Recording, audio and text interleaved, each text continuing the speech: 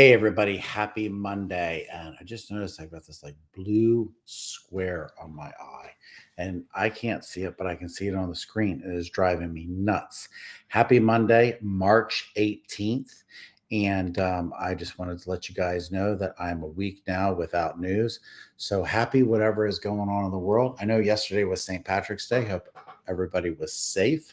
I think you might have seen my team invited me out to go Friday for 98 Rocks thing, and it was disappointing to say the least. I got a drink, and that hit me hard, and it was a terrible day. So, just didn't feel good and stuff like that. I don't think anybody should go out and get a drink. I wasn't drinking, but had a drink at 6 a.m. And it just stuck with me in not such a great way all day. But got a very exciting topic tonight.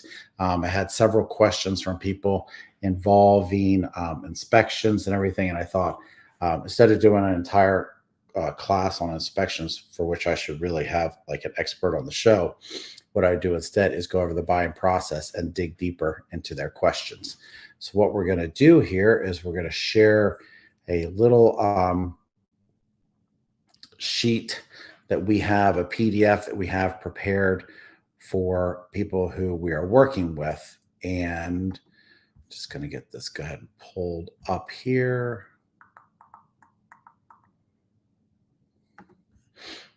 There she is.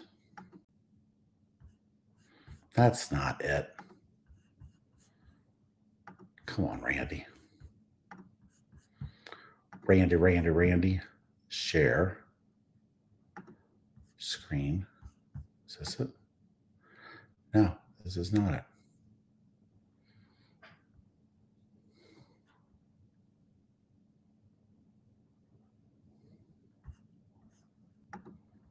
Oh, thank goodness.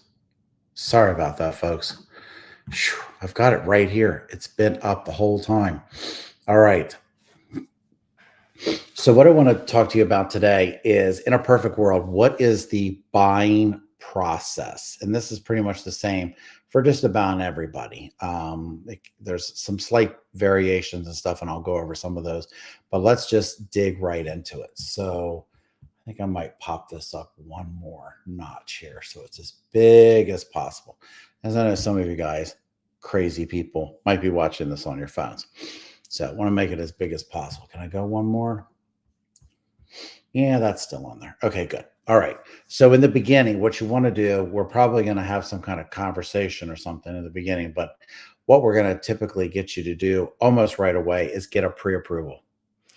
And what you're going to do here is you're going to be turning in it's basically the rule of two. You're going to be turning in your last two tax returns or W-2s or both in some cases, last two bank statements, last two pay stubs, last two tickets to the Orioles game, whatever the last two of everything that you have financially, you're going to be turning that into your lender. They're going to be pulling your credit and they're going to take a look at what your buying capacity is.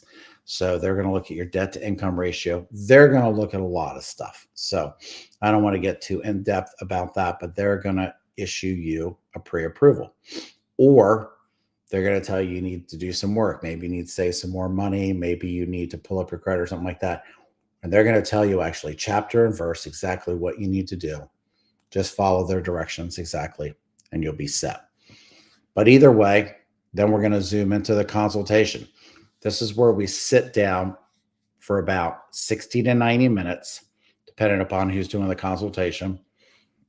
And we're going to talk about you and your needs. If you're buying with someone else, obviously you both need to be there. We need to collaborate about your timeline and your dreams. So we will be telling you what we need from you. We'll be telling you what we do and what you can expect from us. And we hope to exceed your expectations about the process. After the meeting, we're going to set up a search. So we're going to set up a search right out of the MLS. It's not going to be on any of the online sites or anything like that. It's going to be directly from the MLS where you're going to get the most number of returns. We're also going to put your requests out there for some of our private sites as well. So if we have any hits on that, we'll let you know as well. So you will give us feedback and either love it, like it, or hate it. If you love it or like it, we'll probably go see it. If you hate, we're not going to go see it. You're probably going to hate most of them. It's okay. That's normal. So next, while you're doing the searching, this is just such a vital step. It's not really like a step that's taken independently, but it's taken with other steps. But I put it in here. This is a link to our webpage, Community Reports. You can just go to thepomfreyteam.com right now and search out Community Reports. And you're going to find in here a link. You're going to find in here a page where you can search all the different types of things. And I think we went over this in a previous discussion, but look this up. Anybody can use it. You don't even have to be our client to use it. It's free to use. Now we're going to narrow the field. So we're out there looking. We're going to start narrow it down. Was this your favorite, second favorite? What did you like? What did you not like? We're going to narrow your focus and really hone in on what's most important to you. Okay. Once we've done that and you've identified a property that you really like, we're going to place an offer. Now, a very important question is, how aggressive do you want to be? How much do you want this house? Do you want this house so much that you'll be torn to shreds for months? I've had some clients who have not told me that this house was so important to them, they wouldn't ever consider another house until it was too late. So I like to just ask and really get deep with this. Is this a house that you're going to be very upset for months and months? And you're always going to be like, what about the one on Market Street? We really wish we could have had that. I'm like, I'm sorry, it sold to somebody else. So if you can't do without it, let me know. I'll negotiate accordingly. If you're like, I could take it or leave it, see if you can get me a deal, maybe I'll negotiate a little bit more aggressively. Now, when we put in the offer, there's probably about 20 or 30 different questions that I'm going to ask you so we can fill in the offer. How much do you want to offer? When do you want to close? What do you want included or excluded? How much deposit are you going to put down? What inspections do you want? Do you want a warranty? And a lot more. You'll see in these things here, I've got $ signs next to deposits and inspections. These are things that you're actually going to spend money on, okay? Then I'll negotiate the deal for you. And when we get accepted, then you'll put down the deposit. So we actually have a great system right now where you don't have to put the deposit down unless they accept your offer. It really helps streamline the process. It actually helps get your offer accepted faster, and it keeps your money safely in the bank until such time as you win the bid, and then you'll put it down then. Then we'll schedule the inspections, apply for the loan, start working on getting insurance, and follow all the timelines that the bank and the title company outline for us. Now we're getting into the thick of it. Here's some hurdles along the way. Inspections, appraisal, loan process, title, insurance, etc. So my first question is, I'm paraphrasing here. We've heard that the bank orders an inspection. What is a bank ordered inspection? So this is a great question because banks actually order the appraisal, but in their paperwork behind the scenes, etc., they actually do call it an inspection. Many lenders will actually call it an inspection as well because their banks, mortgage offices and stuff also call it an inspection. But pay no mind, it is an appraisal. And what is so that begs the second question. What is the difference between an appraisal and an inspection? So an appraiser goes out there and on a very, very low level, like spends less than 10 minutes doing this, they are checking the property for any significant hazards. These are usually just stuff that they pick up on visually. They're not opening and closing windows. They're not sticking electric testers in the sockets or running the dishwasher or any of that stuff. But they're probably going to do a very tertiary survey of it. They're going to make sure that there's no tripping hazards in the sidewalk. They're going to make sure that the the basement's not leaking, that there's not a tree laying against the house, and just some more obvious things like that. They also will typically make sure that you have handrails where handrails are needed, anywhere where there's more than 3 steps, etc. The appraisal is ordered by the bank, and the appraiser is the only person on your team that you don't get to pick. It's like a double blind plot process so that they can make sure that the appraisal is as clean and justified and accurate and not, tampered with in any way, shape, or form. Now, the inspections, and this leads to one of my other questions, what inspections do people typically get? Well, that really depends upon the house, first and foremost, and you, secondly. So let me go over some of the standard items here. Typically, there's always 3 inspections that I always recommend. First is the general structural mechanical inspection. This is where the inspector is going to get up on the roof. They're going to get in the basement. They're going to walk the property. They're going to check for any structural defects from base to, to the top of it. They're going to check the plumbing, the electric. They're going to check the appliances, the HVAC, the water heater, all the mechanics, electrical, plumbing aspects of the house, everything that they can get to. Obviously, they're not seeing behind the walls or anything like that. If they see something that looks like it might be mold, they're going to note it in the report and note that, it should be checked out and corrected by a licensed contractor. That's the general structural mechanical inspection. And that may seem to cover it all. And you might be asking yourself, well, what else is there besides that? Well, a few things. The second one that I usually make sure people order is the WDI, or as we just call it, the termite inspection. It's not just termites, obviously, but it's kind of the term that we've given it. And this is where the inspector is testing, not testing, but checking to see if there are any wood destroying insects in or around the house. You have to get someone who is licensed for this. Your inspector may or may not be licensed in that at all. It definitely makes life easier if your inspector can just do both at the same time. But if not, you can get 2 different inspectors for that. And then thirdly, and this is another licensing thing as well, is radon. So they have some pretty sophisticated kits now.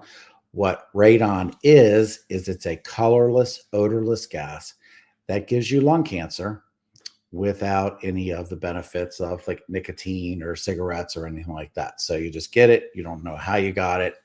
Maybe never smoked a day in your life, but you got lung cancer. So you want to get your house tested. You want to make sure that your levels are as low as possible. And those are the 3 typical ones that most people get. Now, if you live in the country, and by country, I mean far enough away from the city that you don't have city water, you're probably going to get the next set of 3. And that is well yield, water quality, and a septic test. Well yield, how well is your well going to produce water over an extended period of time, say 1, 2, or even 3 hours? It's kind of a stress test. It tests your well, it tests the pump, it tests how much water is in your reserve down there. The next thing that you are going to get tested, and probably arguably one of the most important things, is water quality. If you're drinking that water, you want to get it tested. You want to know what's in it. You want to make sure that there's no lead in it, coliform, bacteria, blah, blah, blah, all of that fun stuff. So you want to get tested. And then the third one is the septic test. So your waste in the country go out to a septic box and probably out to a drain field or storage tank or some kind of man-made device in your backyard. And you're going to want to make sure that that is working right so that you don't have the poop and pee and everything else yucky coming back into your house. So that's that.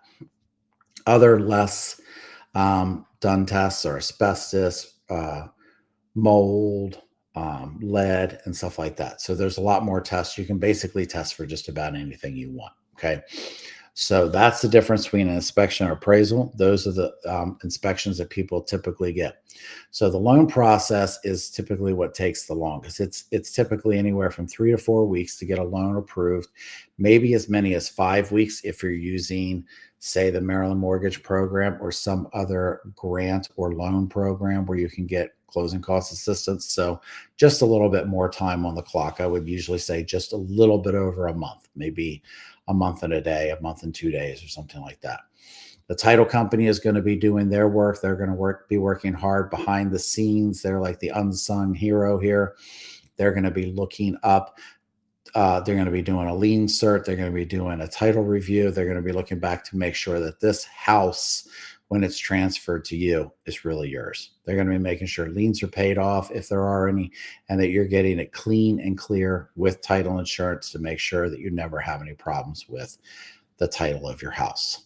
And then you're going to need to get general insurance as well. This is the hazard insurance in case it gets hit by lightning or it floods or any other disasters that might, surround your house.